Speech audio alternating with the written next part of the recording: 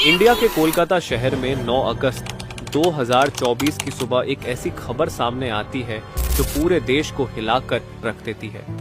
ये खबर थी एक 31 साल की महिला डॉक्टर की, जो कोलकाता के RG Kar medical college and hospital में अपनी ट्रेनिंग कर रही थी। हॉस्पिटल जैसे सुरक्षित माने जाने वाले जगह पर इस महिला डॉक्टर का मर्डर एंड रेप होना काफी चौंकाने वाला था। इस घटना का खुलासा तब हुआ जब डॉक्टर के डेथ बॉडी का पोस्टमार्टम किया गया। इस रिपोर्ट ने लोगों की रूह तक को हिला दिया, क्योंकि यह मामला सिर्फ एक मर्डर का नहीं था, बल्कि इससे कहीं ज्यादा खौफनाक केस था। पोस्टमार्टम रिपोर्ट में खुलासा हुआ कि उस डॉक्टर की हत्या गला घोंटकर की गई थी, इतनी ताकत से कि उनका थायराइड कार्टिलेज तक टूट गया था।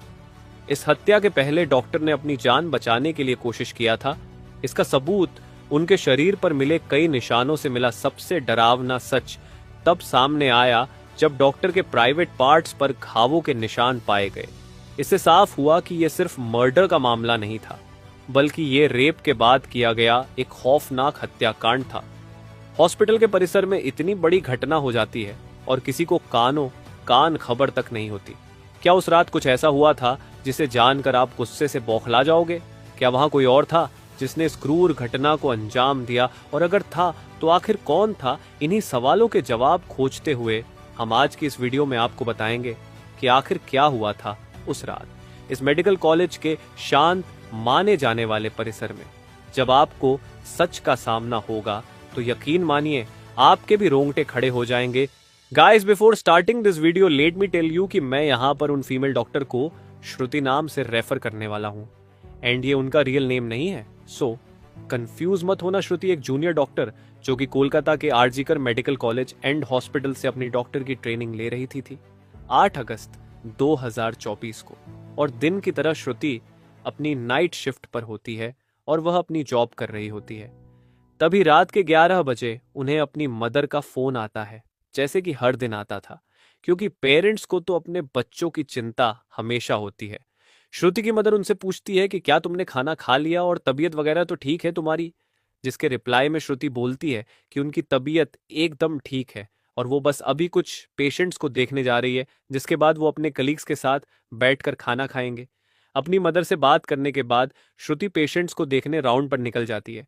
सारे पेशेंट्स को देखने में और अपना काम खत्म करने में श्रुति को रात के 2 बज जाते हैं, जिसके बाद वो अपने कलीग्स के साथ जाकर हॉस्पिटल कैंटीन में ही बैठ जाती है, जहां मिलकर ये लोग अपना खाना भी खाते हैं और साथ साथ थोड़ी बातें भी करते हैं।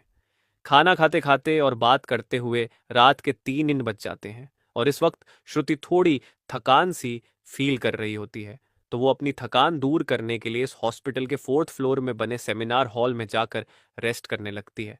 श्रुति के रेस्ट करते करते सुबह के 7:30 बज जाते हैं, पर वो तब भी इस सेमिनार हॉल से बाहर नहीं आती, जो कि काफी ज्यादा अनयूजुअल था, क्योंकि श्रुति कभी भी आधे 1 घंटे से ज्यादा का ब्रेक नहीं लेती थी। हॉस्पिटल का एक वर्कर जो कि सुबह की शिफ्ट स्टार्ट होने से पहले हॉस्पिटल के सारे रूम्स को चेक कर रहा होता है, और वो ऐसे ही सारे रूम्स को चेक करते हुए इस सेमिनार हॉल की तरफ आता है। जैसे ही वो सेमिनार हॉल के बाहर आकर उसका गेट खोलता है, उसकी आंखों के सामने होता है एक भयानक नजारा, जिसे देखकर वो बहुत जोर से चीख पड़ता है। इस वर्कर की चीख सुनकर आसपास के लोग वहां इकट्ठा होने लगते हैं और देखते हैं कि सेमिनार हॉल के अंदर श्रुति की बॉडी बिना कपड़ों के पड़ी हुई है और उसके बॉडी पर कुछ ब्लड के निशान भी हैं। यहाँ खड़े सब लोगों के लिए ये एक ड्रामा से कम नहीं था, स्पेशली दूसरी फीमेल डॉक्टर्स एंड वर्कर्स के लिए, क्योंकि उन्होंने अपनी आंखों के सामने ऐसा नज़ारा पहली बार देखा था।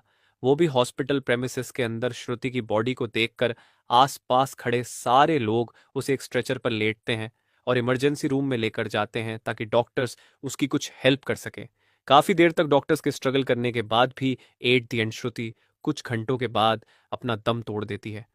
हॉस्पिटल में कुछ लोग थे जो कि इस मर्डर एंड रेप केस को एक नॉर्मल केस जैसा दिखाने की कोशिश कर रहे थे, जस्ट बिकॉज कि वो इस हॉस्पिटल का नाम बचा सके।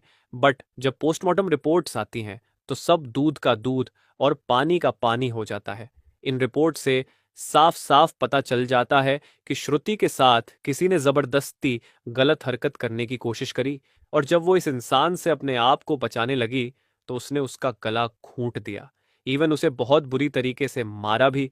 और फिर उसका रेप भी किया। ये सारे प्रूफ मिलने के बाद ये केस पुलिस को हैंड ओवर कर दिया जाता है। एंड पुलिस वाले इस क्रिमिनल को पकड़ने के लिए लग जाते हैं। सबसे पहले पुलिस उस क्राइम सीन पर ही छानबीन करती है जहां ये सब हुआ था। किस्मत से पुलिस वालों को वहां पर श्रुति के कुछ नेल्स एंड ब्लड सैंपल्स मिलते हैं और साथ ही एक ब्लूटूथ नेक बैंड। ये केस शायद और भी जल्दी सॉल्व हो जाता अगर उस फ्लोर पर सीसीटीवी कैमरा होते तो। बट बदकिस्मती से इस सेमिनार रूम के अंदर या इसके आसपास कोई सीसीटीवी कैमरा नहीं थे। लेकिन जिस रास्ते से इस फ्लोर पर एंटर करा जाता था वहां पर कुछ सीसीटीवी कैमरा थे। पुलिस वाले इन सीसीटीवी कैमरा में सुबह के 3 बजे से 8 बजे के बीच की रिकॉर्डिंग चेक करते हैं कि इतने टाइम के बीच कितने लोग इस फ्लोर पर आए और गए थे। इन सीसीटीवी फुटेजेस को चेक करने के बाद ये पता चलता है कि टोटल 6 लोग इस फ्लोर पर आए और गए थे। ये पता लगने के बाद पुलिस वाले एक एक करके इन 6 लोगों को पूछताछ के लिए बुलाते हैं कि वो लोग वहां पर उस टाइम क्या कर रहे थे।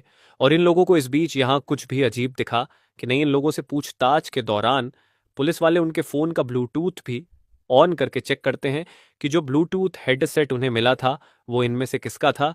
क्योंकि आपको पता होगा ही कि एक बार अगर आप किसी ब्लूटूथ डिवाइस से अपना फोन पेयर करते हो तो अगली बार वो उससे इजीली कनेक्ट हो जाता है। और फाइनली पुलिस वालों की ये ट्रिक काम भी आती है क्योंकि ये ब्लूटूथ नेक बैंड इन 6 लोगों में से एक आदमी के फोन से कनेक्ट हो जाता है जिसका नाम था संजय रॉय, जो कि एक सिविल वॉलंटियर था। सिविल वॉलंटियर वो लोग होते हैं जो कि पुलिस के अंडर काम करते हैं और उनकी हेल्प करते हैं छोटे मोटे कामों को मैनेज करने में।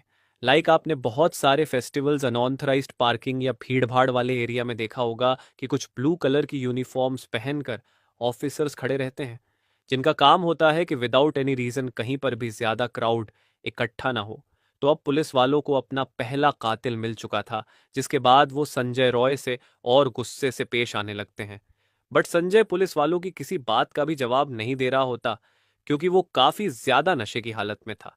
इस बीच पुलिस वाले संजय का फोन भी चेक करते हैं जिसमें उन्हें भर भर के पोर्नोग्राफिक कंटेंट मिलता है जिससे उनका शक यकीन में बदल चुका था कि संजय ही श्रुति के मर्डर का मेन कल्प्रीट है। इसके बाद पुलिस वाले संजय रॉय को और ज्यादा डराने लगते हैं। एंड फाइनली वो डर कर अपना गुनाह कबूल भी कर लेता है कि उसने ही श्रुति को मारा है और उसका रेप किया है। यह पता लगते ही कुछ पुलिस वाले और प्रूफ्स कलेक्ट करने संजय रॉय के घर जाते हैं जहां पर उन्हें एक शू मिलता है जिसके ऊपर कुछ खून जैसे ही धब्बे थे। तो पुलिस वाले उसका सैंपल कलेक्ट कर लेते हैं। थोड़ी और तलाशी लेने पर पुलिस वालों को संजय के घर के बाहर कुछ कपड़े सूखते हुए दिखते हैं और ये वही कपड़े थे जो कि उस दिन संजय ने पहने थे क्योंकि ये सब सीसीटीवी कैमरा में कैप्चर हो गया था जिससे जाहिर था कि संजय ये प्रूफ मिटाने की भी कोशिश कर रहा था। बट जब संजय को पूछताछ के लिए पुलिस स्टेशन में लाया गया था उस वक्त वो काफी ज्यादा नशे की हालत में था। तो क्या वो ये सब बस इसलिए कर रहा था ताकि उसे कम सजा मिले, जस्ट बिकॉज वो उस वक्त नशे में था। बाद में जब पुलिस वाले उस शू पर लगे ब्लड सैंपल्स को चेक करवाते हैं तो वो भी श्रुति के ब्लड से मैच हो जाता है which was a solid proof against him. इन सारी रिपोर्ट्स एंड डिटेल्स को एक साथ कंबाइन करके पुलिस वालों को पता चलता है कि उस रात संजय रॉय काफी ज्यादा नशे की हालत में था और वो रात के 11 बजे हॉस्पिटल में एंटर करता है। संजय अक्सर उस हॉस्पिटल में नाइट शिफ्ट किया करता था तो उसे यहाँ की काफी अच्छी नॉलेज भी थी कि कहाँ पर कैमरा है और कहाँ पर नहीं। तो वो आराम से इस हॉस्पिटल के 4th फ्लोर पर जाकर बैठ जाता है क्योंकि वो नहीं चाहता था कि कोई उसे ज्यादा नशे की हालत में देखे, वरना वो अपनी जॉब से हाथ धो सकता था। 4th फ्लोर पर आते ही वो अपना आराम से सो जाता है। जब उसकी आंख खुलती है तब तक सुबह के 3 बज चुके थे। तभी संजय की नजर श्रुति पर पड़ती है जो कि रेस्ट करने सेमिनार हॉल में जा रही थी। श्रुति को अकेला देखकर संजय के इरादे बिगड़ने लगते हैं। वो पहले काफी देर तक इस फ्लोर के चक्कर लगाने लगता है ये कंफर्म करने के लिए कि कोई यहां पर ज्यादा आ तो नहीं रहा। जब उसे लगता है कि हाँ उसका रास्ता साफ है तो वो 4 बजे सेमिनार हॉल के अंदर एंटर करता है और फिर वहां से 4:45 पर बाहर आता है।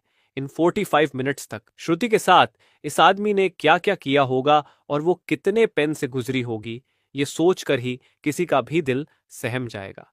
स्पेशली श्रुति के पेरेंट्स जिन्होंने इतनी उम्मीद से और सेक्रीफाइसेस करके अपनी बच्ची को डॉक्टर बनने भेजा था एंड श्रुति अपने पेरेंट्स की अकेली बेटी थी तो उनके लिए तो ये किसी सदमे से कम नहीं होगा। एंड गाइस, ये केस अभी भी क्लोज नहीं हुआ है और 23 अगस्त तक संजय राय को कस्टडी में रखा जाएगा। इस कातिल इंसान के साथ क्या होना